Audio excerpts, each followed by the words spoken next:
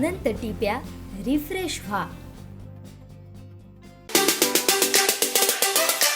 नमस्कार, कोकण सात लाईव्हमध्ये मी दीपेश परब आपलं स्वागत करतो।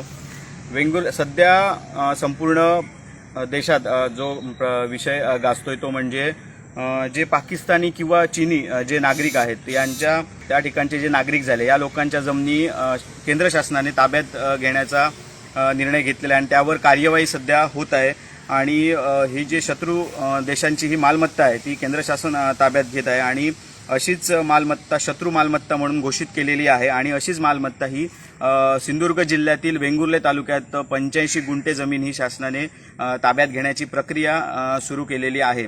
आणि ही जी मात्र ह्या जमिनीबाबत स्थानिक ज्याच्या नावावर ही सध्या जमीन आहे असं मयेकर कुटुंबीय यांना याचा नाहक त्रास सहन करावा लागतोय।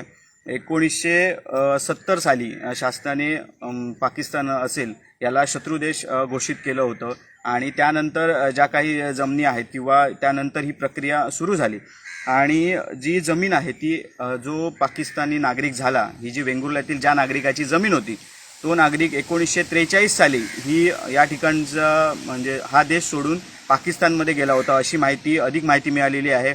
ज्यावेळी याबाबत अधिक माहिती आम्ही घेतली त्यावेळी आमच्या हाती ही माहिती आलेली आहे की 1943 साली हा जो भारतातला नागरिक होता तो पाकिस्तानात गेला आणि त्यानंतर तो पाकिस्तानाचा खासदार सुद्धा झाला अशी सुद्धा माहिती मिळालेली आहे 1943 साली। आणि त्यानंतर 1947 साली आपला देश स्वतंत्र झाला।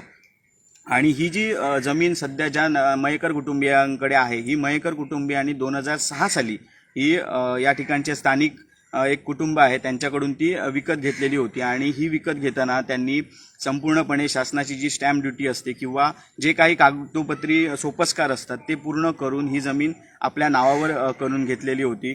आणि त्या मयेकर कुटुंबियांशी संपर्क साधला असता त्यांनी हे सुद्धा सांगितले की या जमिनीवर आपण एका बँकेकडून लोन सुद्धा घेतलेलं आहे आणि ही संपूर्णपणे जमीन जी आहे ती आपल्या नावावर आहे। मात्र ज्यावेळी शासनाने ही शत्रू संपत्ती म्हणून घोषित केल्यानंतर तो जो सातबारा आहे त्याच्यावरती नोंद करणं आवश्यक होतं की ही जमीन जी आहे ती एनिमी प्रॉपर्टी आहे म्हणजे शत्रू देश प्रॉपर्टी आहे, त्यामुळे ती विकली जाऊ नये हे त्याचवेळी त्यांनी घोषित केलं पाहिजे होतं। असं झाल्यास ती जमीन आपण विकतच घेणार नसल्याचं त्या कुटुंबियांचं म्हणणं आहे। दरम्यान 2013 आणि 2013-14 साली ज्यावेळी याबाबत कार्यवाही होत होती की जमिनी त्या ज्या आहेत त्यांची जी चौकशी होत होती त्यावेळी 2013-14 साली केंद्र शासनाने स्थानिक जे या ठिकाणचं प्रशासन आहे यांच्याकडे विचारणा केली होती की अशी जमीन आपल्या वेंगुर्ल्यात आहे का किंवा त्याबद्दल आपण माहिती कळवा म्हणून। त्यावेळेचे जे तहसीलदार होते वेंगुर्ल्यातील जे तहसीलदार होते त्यांनी त्यावेळी सांगितलेलं होतं की ती मयेकर कुटुंबियांच्या नावावर अशी जमीन आहे आणि कोणत्याही प्रकारचं शत्रू देशाशी त्या जमिनीचा संबंध नाही अशा प्रकारचे पत्रव्यवहार सुद्धा तहसीलदारांनी केलेले होते। एवढं असताना सुद्धा आता ती जमीन ताब्यात घेतली जात आहे। त्या ठिकाणी त्या मयेकर कुटुंबियांनी आपली जे बागायती आहेत ते केलेले आहेत, त्याचप्रमाणे त्याच्यावरती लोन घेऊन सुद्धा अजून आपले जे आंबा पॅक हाऊस असेल किंवा आणि असेल अशी संपूर्ण त्यांनी त्या ठिकाणी डेव्हलप केलेली आहे। आणि एवढं असताना सुद्धा एवढं सर्व सोपस्कार त्यांनी कागदोपत्री पूर्ण केलेले असताना सुद्धा ही जमीन शासन ताब्यात घेत आहे त्याचा त्यांना नाहक त्रास होतोय। त्याबद्दल त्या मयेकर कुटुंबियांनी सांगितलेलं आहे की आम्ही याबद्दल कोर्टात दाद मागितलेली आहे। मात्र हे सर्व करताना शासनाने निदान त्यांना एक नोटीस द्यायला पाहिजे होती किंवा याची पूर्वकल्पना द्यायला पाहिजे होती की तुम्ही तुमचे जे कागदपत्र आहेत ते सादर करा वगैरे। मात्र अशी कोणत्याही प्रकारची शासनाने त्यांच्याकडे मागणी केलेली नाही किंवा त्यांना कोणतीही कल्पना दिलेली नाही आणि ती शासनाने जी शत्रू संपत्ती अशी घोषित करून ती ताब्यात घेण्याची प्रक्रिया सुरू आहे। आणि याचा जो त्रास आहे तो मयेकर कुटुंबियांना होतोय आणि मयेकर कुटुंबियांनी याबद्दल दाद मागितलेली आहे। मात्र जो माणूस या ठिकाणी देश सोडून गेला त्याने त्यानंतर येऊन ही जमीन आपल्या नातेवाईकांच्या सुद्धा ताब्यात नातेवाईकांच्या नावावर केली होती आणि ती त्या व्यक्तीच्या नावावर जमीन नव्हती, ती नंतर त्यांनी आपल्या नातेवाईकांच्या नावावर केली। त्याच्यानंतर त्यांनी दुसऱ्या एका वेंगुर्ल्यातील व्यक्तीला ती जमीन विकली आणि त्याच्यानंतर मयेकर कुटुंबियांनी ती जमीन रीतसर कागदपत्र करून किंवा शासनाचे सर्व सोपस्कार पूर्ण करून ती आपल्या ताब्यात घेतली।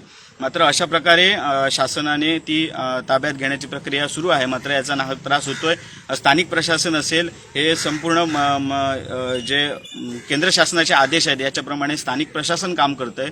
मात्र कुठेतरी याचा त्रास जो आहे तो त्या मयेकर कुटुंबियांना सहन करावा लागतोय. त्यामुळे शासनाने त्या मयेकर कुटुंबियांची जी बाजू आहे ती सुद्धा समजून घेणं गरजेचं आहे आणि संबंधित जर त्यात जी जमीन आहे त्याबद्दल संपूर्ण सोपस्कार पूर्ण करून ती ताब्यात घेतली जावी असं त्या मयेकर कुटुंबियांचं म्हणणं आहे. कोकणसाद लाईव्हसाठी दीपेश परब, वेंगुर्ला. आमचे दिवसभरातले सर्व अपडेट्स, ताज्या घडामोडी आणि थेट लाईव्ह पाहण्यासाठी सबस्क्राईब करा, लाईक करा कोकणचं नंबर 1 महा चॅनल कोकणसाद लाईव्हचं YouTube चॅनल.